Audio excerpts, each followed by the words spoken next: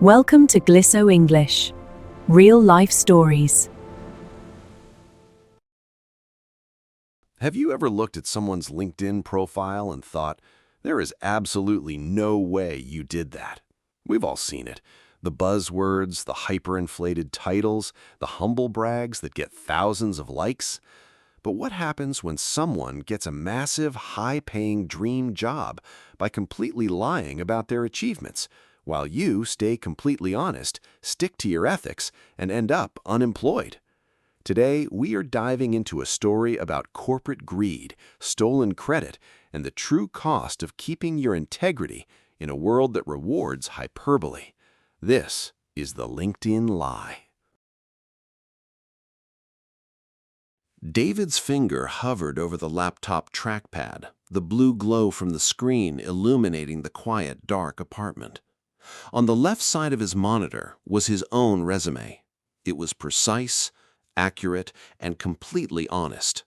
5 years of hard work as a data analyst, summarized without a single ounce of exaggeration. On the right side of the screen was Marcus's new LinkedIn profile. David and Marcus had graduated from the exact same program just 2 years ago, but looking at Marcus's profile, you would think he was a corporate savior. Marcus had changed his title from junior assistant to lead regional optimizer. He claimed credit for a multi-million-dollar software migration that David knew, for a fact, Marcus had only taken meeting notes for. The page was a flawless wall of corporate buzzwords: synergy, paradigm shifts, disruptive scaling. David looked down at his own profile photo, framed by the bright green "Open to Work" circle. It felt like a badge of shame. He opened his email inbox only to find another automated message waiting for him. "Thank you for your interest, but we have decided to move forward with other candidates." It was his 42nd rejection this month. His savings were dwindling, and rent was due in less than 2 weeks. David closed his eyes, the silence of the empty room pressing down on him. He knew the material inside and out. He possessed the actual skills. Yet by refusing to play the game of online hyperbole, he was completely invisible to the hiring algorithms.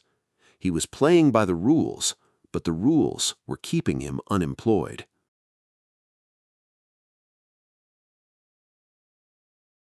2 days later, David sat at his small kitchen table with a cold cup of coffee, mindlessly scrolling through his feed. The very first post at the top of his screen made his stomach drop. It was a photo of Marcus flashing a bright, confident smile while holding a glossy corporate badge. The caption underneath was a masterclass in the humble brag. "I am incredibly humbled and thrilled to announce that I am starting a new position as Director of Strategic Analytics at Vanguard Nexus," Marcus had written. He went on to thank his mentors and blathered about entering a new ecosystem of disruptive growth.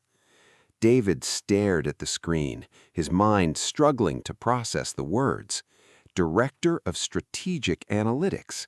That was the exact executive-level role David had applied for 3 weeks ago, only to receive an instant automated rejection template. Marcus didn't even know how to write a Python script without copying it entirely from Stack Overflow.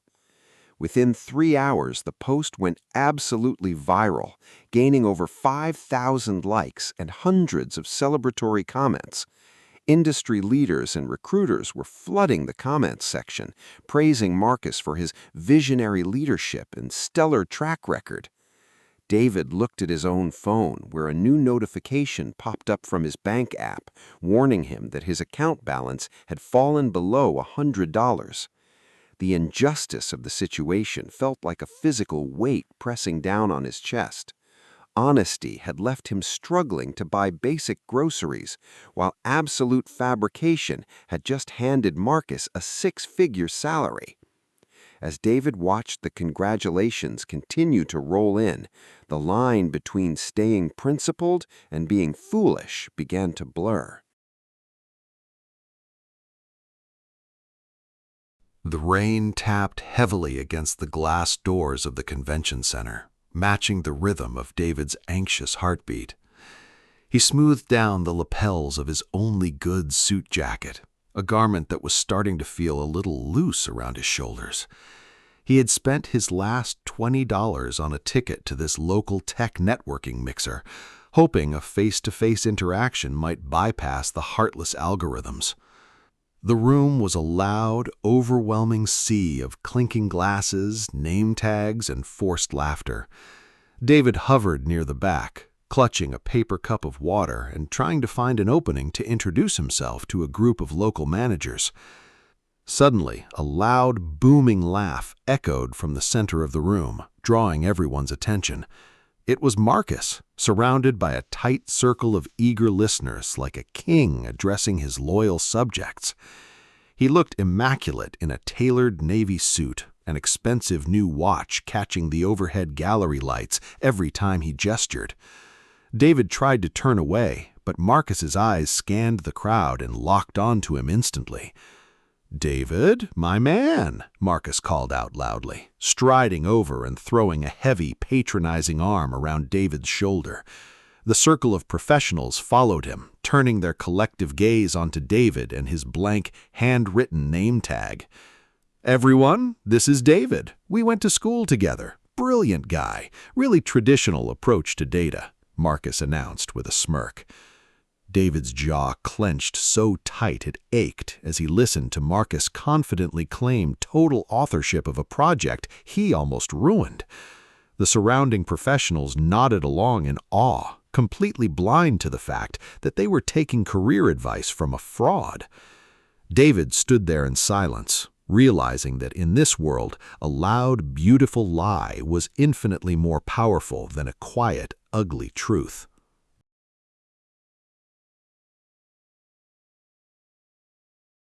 The small apartment felt smaller than usual as David stared at his reflection in the dark window, the echo of Marcus's patronizing voice still ringing in his ears. He sat down at his desk and opened a new tab, searching for local career consultants out of sheer desperate curiosity. An hour later, he was on a video call with a woman named Brenda, whose profile claimed she was a global talent navigator. Brenda took one look at David's meticulously detailed, honest resume and sighed loudly through her microphone. "David, this is a beautiful obituary for a career, but it's a terrible resume," she said, her voice flat and completely devoid of empathy. "The corporate world doesn't read resumes anymore. AI tracking bots do, and bots don't care about your humility." She shared her screen, showing David how to use specific software to scrape keywords from job descriptions and inject them artificially into his profile. "But if I list these advanced cloud architecture systems, it implies I managed the entire deployment myself," David objected, his stomach churning. "Assisted? No, David. In this market, if you touched the keyboard while the program was running, you spearheaded it." She told him that honesty was an expensive luxury for people who didn't have rent to pay at the end of the month. After the call ended, David opened his LinkedIn dashboard, his mouse hovering over the text box of his professional summary. He began typing out the hyper-inflated buzzwords Brenda had suggested, watching his profile strength meter rise from intermediate to all-star. His fingers trembled slightly over the keyboard as he realized he was about to cross a line he could never walk back across.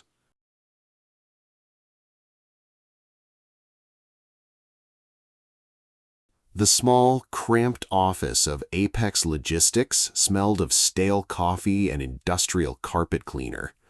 David sat at a cluttered cubicle staring at a spreadsheet of inventory data for his new contract role. It was a low-paying, temporary position with zero benefits, but it kept the eviction notices at bay.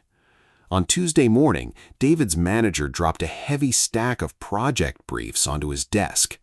Apex is partnering with Vanguard Nexus on a massive logistics overhaul, and you're the lead data support, the manager said. David's heart stopped when he scrolled down the digital brief and saw the name of the Vanguard executive director in charge. It was Marcus.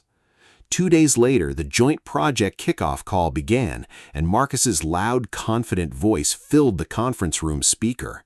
Marcus immediately began tossing out high-level strategy buzzwords, completely dominating the conversation with empty corporate jargon.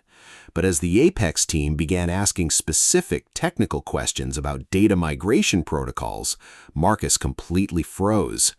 David watched the shared screen as Marcus fumbled around his desktop, frantically trying to find an answer that wasn't there.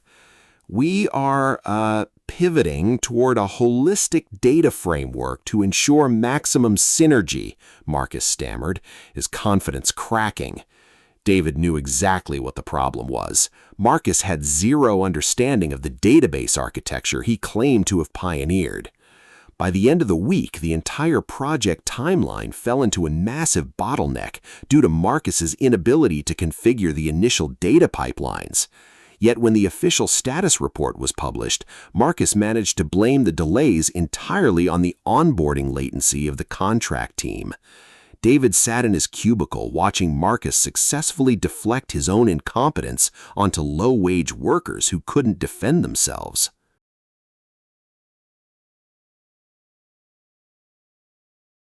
By mid-October, the minor delays at Vanguard Nexus erupted into a full-scale operational catastrophe. A massive system glitch caused by a faulty data pipeline corrupted 3 months of client shipping records. The mistake cost the firm nearly $50,000 an hour, and the leadership demanded immediate answers. Because Marcus had bragged so loudly on his profile about his mastery of database architecture, the board placed him directly in charge of the recovery crisis. David sat in the background of the emergency Zoom call, watching Marcus's webcam feed capture a man in absolute, unadulterated panic. Marcus's expensive suit jacket was gone, his collar was unbuttoned, and sweat beaded heavily along his forehead. He kept repeating the same empty buzzwords, desperately trying to obfuscate the fact that he could not read a single line of the broken code. "We're running a diagnostic sweep to optimize the integration vector," Marcus lied to the vice president, his voice trembling noticeably. David looked at his own secondary monitor, where the open-source recovery code was sitting right in front of him. Because David had actually earned his credentials, he knew exactly how to fix the corrupted pipeline in less than 30 minutes. He faced a brutal moral dilemma.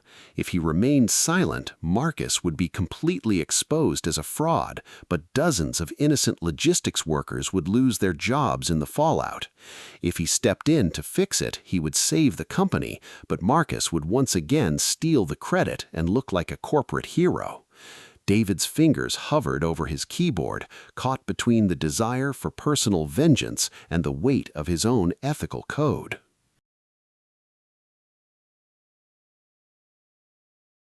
The silence in David's workspace felt heavy as the frantic voices on the emergency call continued to overlap. He could hear Marcus's voice cracking under the pressure, spinning increasingly transparent lies to the executive board. David looked down at the clean, perfect fix sitting on his own monitor, 30 lines of precise, beautiful code that could stop the bleeding.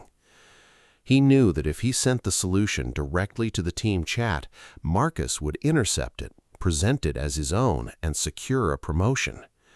The injustice of it tasted like ash, but watching innocent warehouse workers face layoffs because of one man's ego was something David couldn't stomach. Instead of saving Marcus, David opened a secure, encrypted browser window and accessed the company's anonymous compliance portal. He attached the code snippet that would solve the immediate data crisis so the workers wouldn't suffer. But right beneath the solution, he uploaded a second file, a side-by-side comparison of Marcus's public resume claims against the actual internal project logs from their university years. The logs definitively proved that Marcus had never authored, managed, or even accessed the system architecture he claimed to master. David's hand remained perfectly steady as he guided his cursor toward the red Submit button on the portal screen. He wasn't acting out of petty jealousy anymore. He was resetting a balance that had been broken for far too long. With a single deliberate click, David released the truth into the corporate network and closed his laptop, leaving the room in total darkness.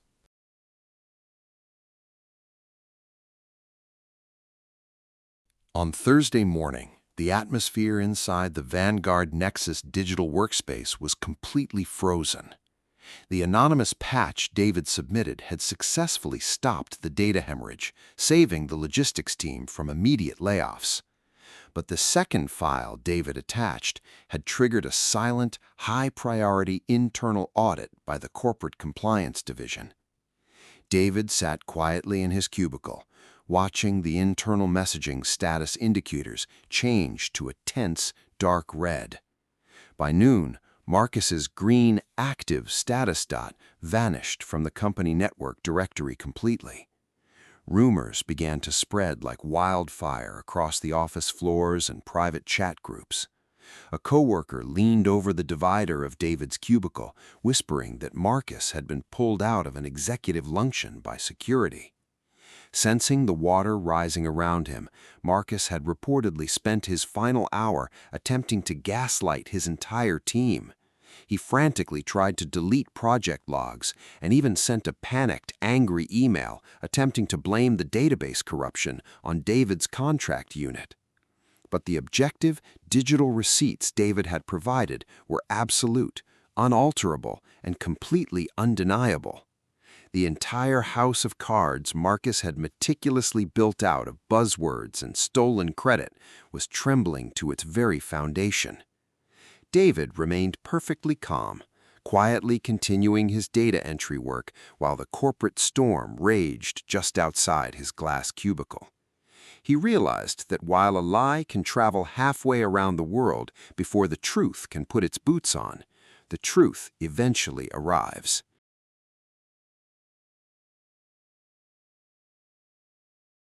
By Friday afternoon, Marcus's corporate email account had been completely deactivated.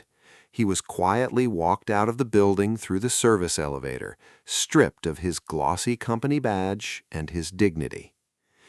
David expected to feel a massive rush of vindication, but the reality of the corporate world quickly shattered that illusion. The following morning, David opened his laptop and reluctantly searched for Marcus's name on LinkedIn. Instead of a public apology or an empty profile, David found a brand new, polished post that already had hundreds of interactions. Sometimes, to grow, you have to step away from ecosystems that no longer align with your trajectory, Marcus had written. He spun his firing into a courageous personal choice to seek new ventures and embrace disruptive personal scaling. The comment section was already flooded with sympathetic messages from industry peers praising his transparency and resilience. 2 prominent tech recruiters had already commented, asking Marcus to send over his resume for open executive roles. David sat back in his chair, staring at the screen in absolute disbelief. The system didn't want to punish the fraud. The system was built to accommodate and reward the fraud. Even when exposed, the beautiful lie was simply repackaged into a fresh, viral narrative for the next unsuspecting company to buy into.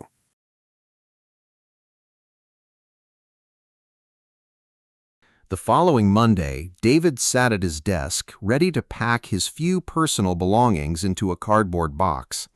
His short-term contract with Apex Logistics had officially ended, and he was staring down the barrel of unemployment once again.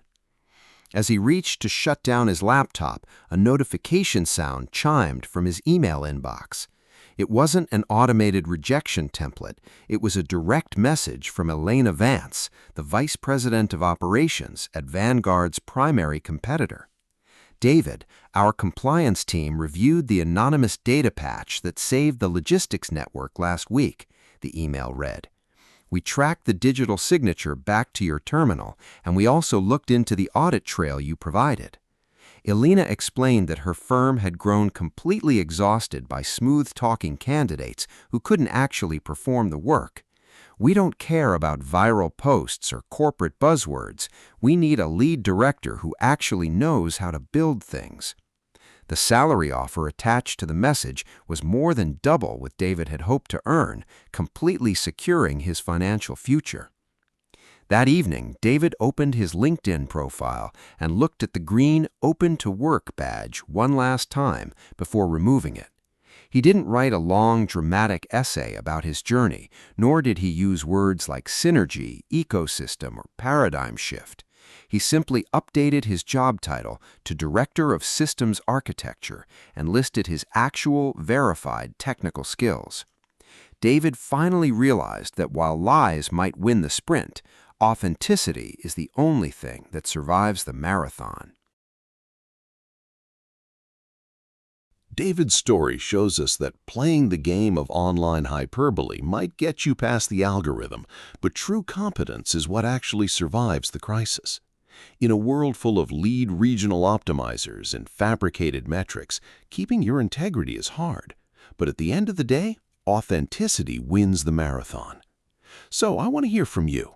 Have you ever felt pressured to lie or exaggerate on your resume just to get a foot in the door? Or have you watched a coworker climb the corporate ladder using stolen credit? Let me know your thoughts in the comments below.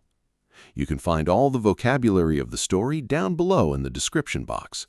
If this story resonated with you, hit that like button, share it with a friend who values real hard work, and subscribe to the channel for more stories about navigating real-life problems.